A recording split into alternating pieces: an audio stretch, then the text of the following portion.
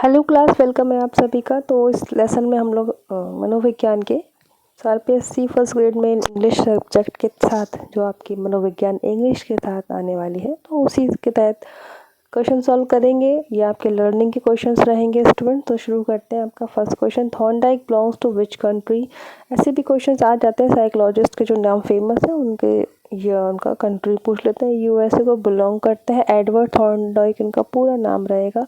इनका जो आता है लर्निंग के जो लॉज है, law of effect, law of exercise, law of readiness, प्रभाव का नियम, अभ्यास का नियम, तत्परता का नियम। बिल्कुल यहाँ पे बात चलती है हिंदी और इंग्लिश टर्म की। हमने सब साइकोलॉजी पढ़ी हुई है स्टूडेंट, सी टेट के तहत, टेट के तहत, रीड के तहत। ये वही मनोविज्ञान है जो हम लोगों ने पढ़ा है। बस यहाँ हमको टर्म इंग्लिश और हिंदी की याद रखना है। आप लोग ईजिली इस पेपर के इस पार्ट को सॉल्व कर पाएंगे। Correct answer is USA. Next question is Ebbinghaus father the study of. तो इनमें से किस स्टडी के फादर ये कहलाते हैं? So the correct answer is verbal rote learning. Verbal rote learning Ebbinghaus से कनेक्टेड है। हरमन एबिंगहॉस। लर्निंग कर्व भी इन्होंने दिया है, जो लर्निंग कर्व आता है जो इन्हीं का ही है, और ये वर्बल रोट लर्निंग भी एबिंगहॉस का है। नेक्स्ट क्वेश्चन इज पैवलॉव से कनेक्टेड है। पैवलॉव मास्टर्ड इन क्लासिकल कंडीशनिंग। हम लोग पढ़ा ही है हमने, जो क्लासिकल कंडीशनिंग पावलोव का जो सिद्धांत रहता है वो डॉग को लेकर जिन्होंने किया था पूरा अपना एक एक्सपेरिमेंट, वही है ये क्लासिकल कंडीशनिंग थ्योरी, उसी का नाम है ये। एंड थॉर्नडाइक स्टडी, इसमें से कौन सा कंटेंट है जो थॉर्नडाइक ने स्टडी किया, उसमें उनका नाम जुड़ा है, वह इंस्ट्रूमेंटल लर्निंग। इंस्ट्रूमेंटल लर्निंग में ये होता है कि जो कॉन्सिक्वेंसेस होते हैं, जो परिणाम होते हैं, उनके आधार पर व्यक्ति का जो है लर्निंग देखी जाती है कि इतना इसने सीखा, कमज़ोर है या मजबूत है, इस तरह से इंस्ट्रूमेंटल लर्निंग। लर्निंग की हम लोग बात चल रहे हैं। Learning is the dominant activity of any movement. इसका करेक्ट आंसर हो जाएगा एक बहुत ही प्रभावशाली प्रक्रिया है। हम डोमिनेंट है, प्रभावकारी एक्टिविटी या प्रक्रिया है ना। तो किसका? मूवमेंट का। कोई भी क्षण में सीख ही लेता है व्यक्ति, तो movement is the correct answer. Again ये देखिए, learning is modification of behaviour through experience. Learning क्या होता है? एक मॉडिफिकेशन है व्यवहार का एक्सपीरियंस के तहत। तो क्या ये करेक्ट है? यस करेक्ट है। और ये जो डेफिनेशन है वो गेट्स के द्वारा दी गई है। ये भी एक मनोवैज्ञानिक है, गेट्स, उनके द्वारा। Next question is dash stand for relativity, relatively permanent change in a behavioral tendency which occurs as a result of reinforced practice। ये आपका देख लेंगे, इसका करेक्ट आंसर जो आपका हो जाएगा दैट इज़ लर्निंग।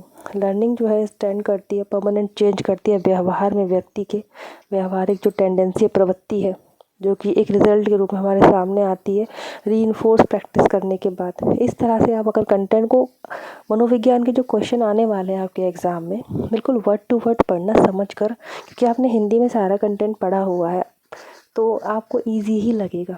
इतना जो परेशान हो रहा है कि कुछ क्या करें, इसमें कुछ नहीं करना है, समझ के पढ़ना वही है, बस हिंदी टर्म इंग्लिश में आ रहे हैं और कुछ भी नहीं अलग। Learning is a dash in behaviour of better. Learning क्या है? चेंज है। चेंज कहाँ? बिहेवियर में। जब व्यवहार में परिवर्तन, ही तो अधिगम है। लर्निंग को हिंदी में अधिगम से पढ़ा है, अधिगम सीखना वही है लर्निंग। तो व्यवहार में परिवर्तन अधिगम है। तो change is the correct answer for this question. Next question is motivational changes are learning. ये स्टेटमेंट सही है या गलत है? इनकरेक्ट है स्टेटमेंट। मोटिवेशनल चेंज व्यक्ति में हो रहे हैं वो लर्निंग नहीं है, व्यवहार में परिवर्तन वो लर्निंग होता है। Trial and error learning was mentioned by. अब ये अभ्यास और त्रुटि का सिद्धांत है ना थॉर्नडाइक का, अभ्यास करो, त्रुटि करो और सीखो, तो वो थॉर्नडाइक का है ना। तो वही लिखा है, ट्रायल मैंने अभ्यास, एरर यानी कि त्रुटि। तो हिंदी इंग्लिश टर्म को सीखते हुए चलेंगे। थॉर्नडाइक इसके मेंशन किया था इन्होंने, इसको प्रतिपादित किया था। एसआर थ्योरी भी हमारे थॉर्नडाइक की ही है, SR theory. Learning by observing is learning by imitation. Learning जब करते हैं ना, ऑब्जर्व करते, किसी को ऑब्जर्व करके, निरीक्षण करके जब कुछ सीखते हैं, एक तरह से वो क्या होता है? इमिटेशन वाली लर्निंग होती है, नकल करके सीखना बच्चों में पाई जाती है, जो नकल करके वो सीखते हैं। Observant learning is very common in human children. Observant learning या इमिटेशन वाली लर्निंग कहाँ कॉमन होती है? बच्चों में कॉमन होती है। Next question is Pavlov enunciated his ideas while studying the physiology of digestive system। इन्होंने अपने आइडिया किस पर अप्लाई किए थे? जो भी इन्होंने बनाया था एक सिस्टम, तो डॉग्स के बारे में हमने पढ़ा ही है कि Pavlov ने किस पर अपने एक्सपेरिमेंट किए, डॉग पर।